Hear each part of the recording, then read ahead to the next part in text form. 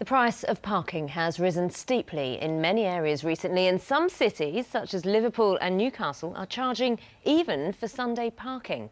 Well, Westminster is the latest council to propose extending charges to 7 days a week, and the decision on that is expected on Monday. But, as Mark Sargent reports, the plan changes are proving controversial.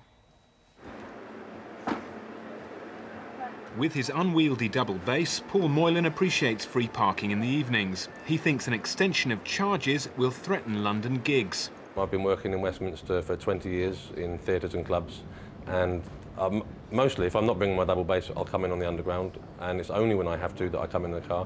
So I felt a little bit like I was being slapped as a way of making money for the council in hard times.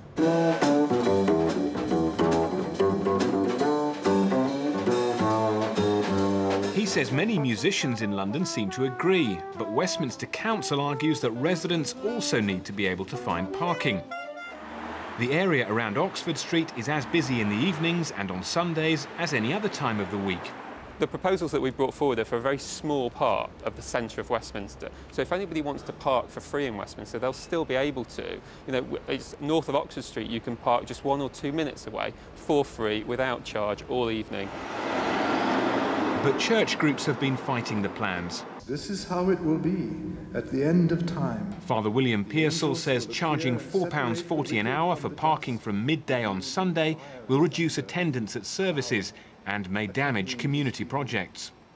Every culture has a day that it needs like this, a day of rest, a day of visiting family and friends, a day of freedom of movement, freedom from commercial claims on our lives and also the claims of the state at any level. And to lose that in our culture would be, well, very sad. Westminster isn't the only council looking at Sunday and weekday evening charges. Local authorities across the country are under pressure to raise extra revenue and deal with congestion. An extension of parking restrictions is an obvious answer. Newcastle has had a Sunday parking charge for 20 years. Liverpool has also brought one in. Manchester is considering it.